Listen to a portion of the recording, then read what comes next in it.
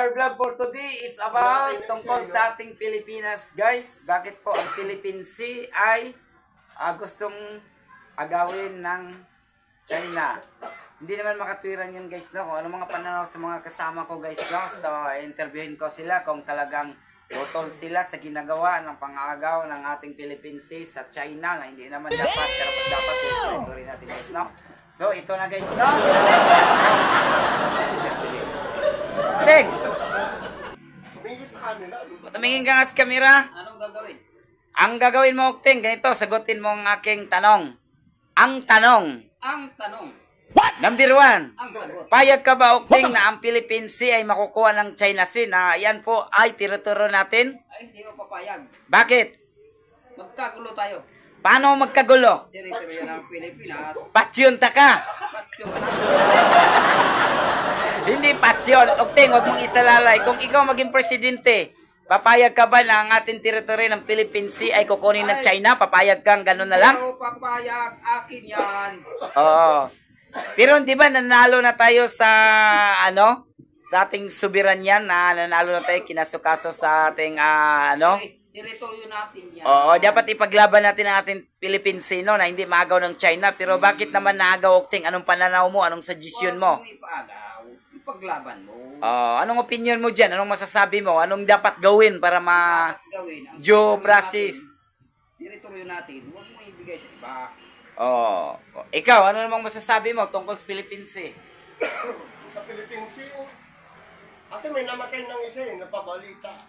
Kasi May na pinatay. Ngayon, kung sakasakali man magkagera, dapat bigyan tayo ng armas. Hindi na kailangan. Salita. Ang ating, Yung lang. sinasabi. ikaw, ang masasabi mo, bigyan doon ng armas, sabi ni Anthony, kumbaga war to war na. Huwag yung armas. Salita lang. Paglaban. May Hindi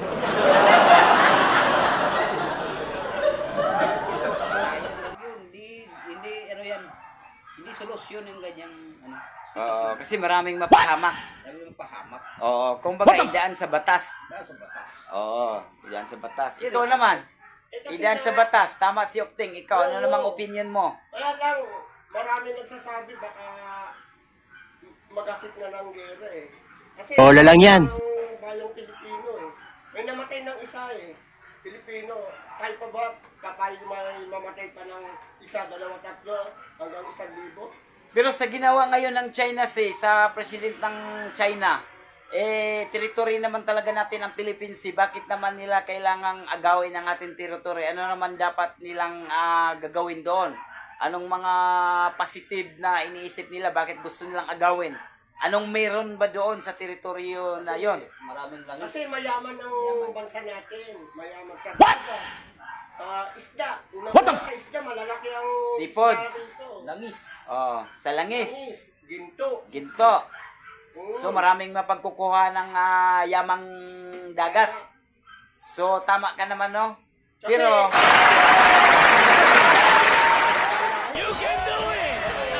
Pero itong panahon ngayon, hindi ko pwede ngayon, may namatay ng isa.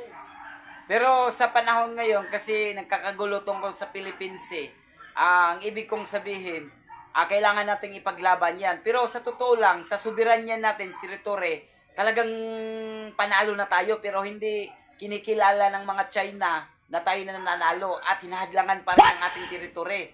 Talagang matigas talaga ang ulo nila, hindi sila nahiya na pinagkasukaso na sa nation, UN, di ba? Sa mga Asian nation na nanalo talaga tayo. Pero bakit naman matigas ang nila, ulo, no? Bakit naman hinahadlangan pa tayong mga Pilipino at gusto pa nilang angkinin talaga. Hindi sila naniwala sa pagkapanalo natin. Bakit ganon? Kasi, di ba, ilang barko ng mga mangingisda ang binomba nila ng tubig. Hindi tayo lumalaban. Kasi ang feeling nila, mahina tayo. May namatay na isang Pilipino. Kinakaya-kaya tayo.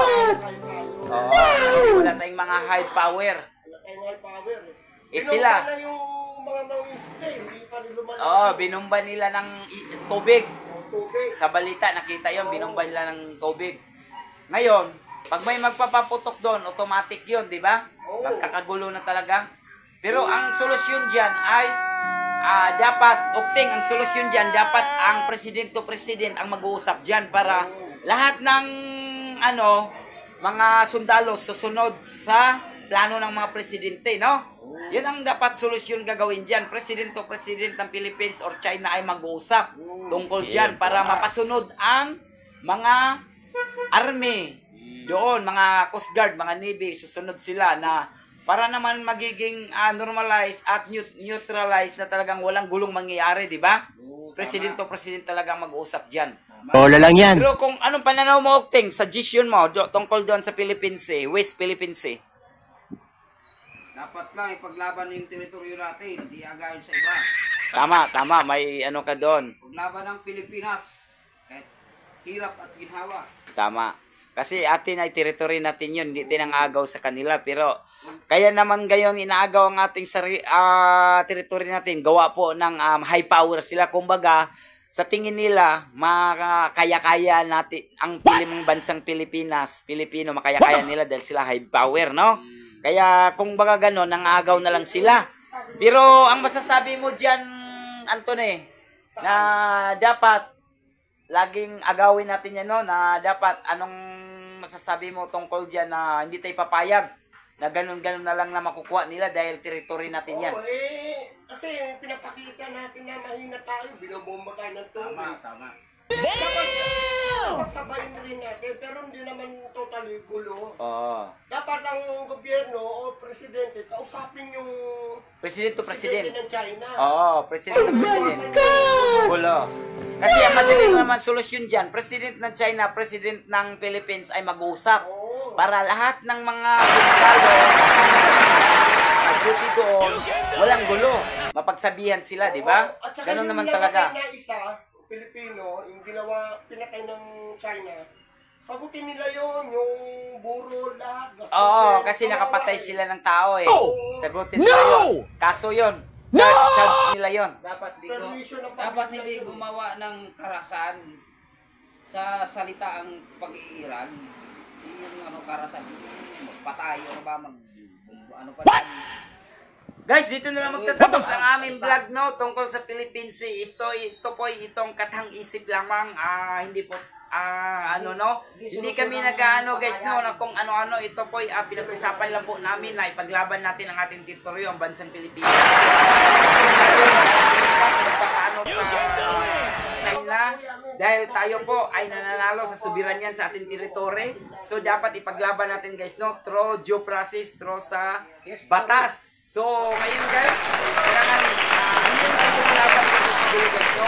Manalo tayo na dapat atin talaga kasi hindi naman tayo nagnanakaw. Sila yung gustong kumuha ng territory ng West Philippine Sea. Kaya nga West Philippine Sea sa Pilipinas territory. Bola lang yan. Gustong kukunin ng China. So ang China guys, nagawa nila yon, gawa ng meaning to say makaya-kaya tayo nila guys. Ang the best na solusyon guys, no, President ng China, President ng Philippines ay mag-usap-usap para mawala ang gulo doon sa Philippine Sea at magkaayusan ang bawat bansa at mag-peace in order. So hindi na natin sa gulo, no. Kumbaga, President to President, Philippines and China mag-uusap at sa nakabababa sa kanila mga Army, Navy, Marines or even na ang mag-dictator dyan guys, no. So dapat President ng Pilipinas, President ng China ay magkaunawaan sa bawat isa. Magkaisa para wala pong gulong mangyayari.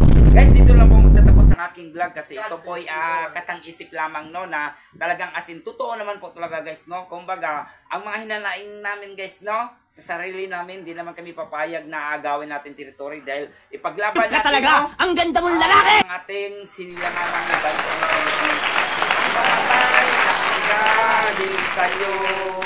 God bless. Thank you.